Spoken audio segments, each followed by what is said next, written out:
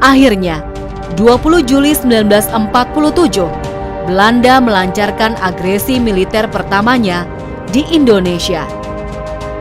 Belanda sendiri menamakan gerakan ini sebagai aksi polisionil, yaitu kebijakan penegakan ketertiban di wilayah dalam negeri sendiri.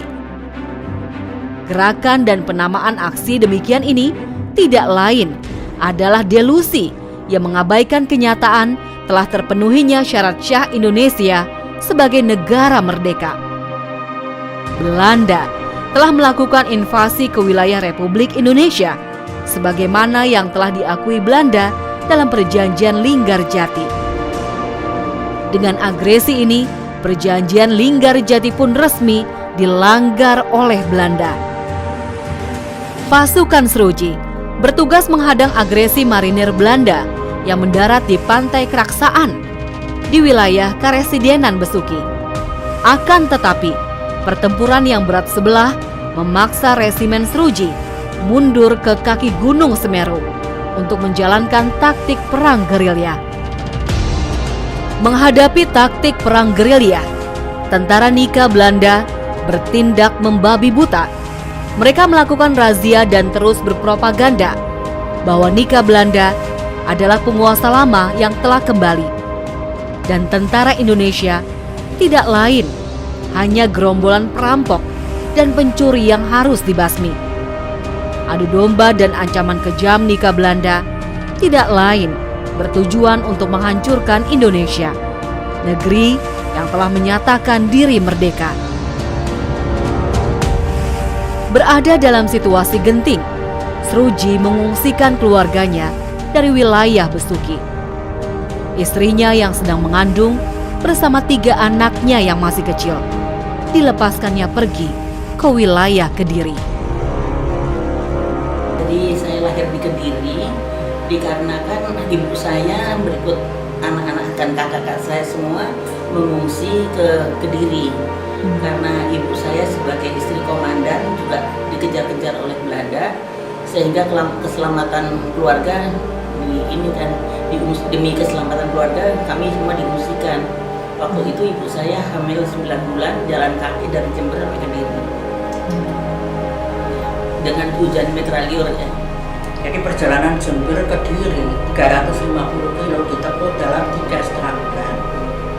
Karena kalau siang kita istirahat, tidak bisa jalan. Kita jalannya malam. Jadi kalau siang itu kita di desa-desa.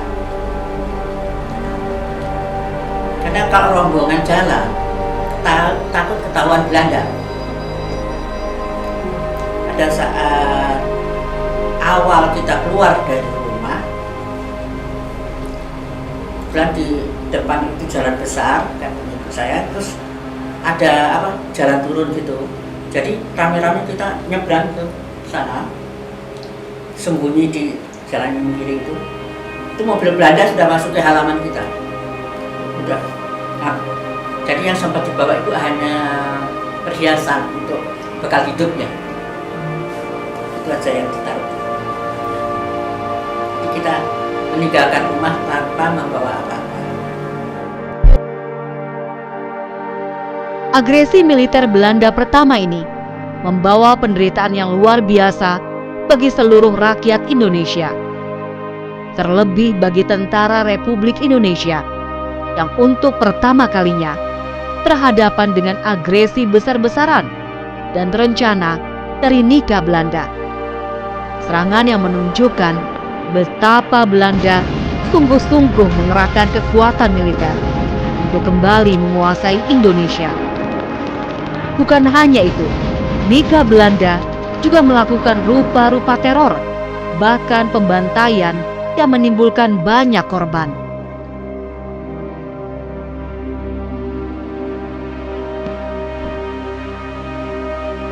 Bahwa sesungguhnya penjajahan di atas dunia harus dihapuskan karena tidak sesuai dengan peri kemanusiaan dan peri keadilan. Sebagaimana penjajahan Belanda yang selama berabad-abad lamanya menjarah raya bumi Nusantara, dan selama itu pula tak terhitung korban jiwa kusuma bangsa yang berjuang untuk meraih dan mempertahankan kemerdekaan.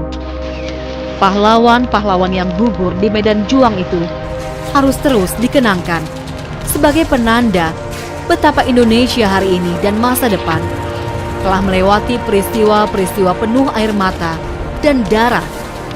Perjuangan yang tak usai sudah untuk melindungi segenap bangsa dan seluruh tumpah darah Indonesia untuk mewujudkan kemerdekaan, perdamaian abadi, dan keadilan sosial bagi seluruh rakyat Indonesia.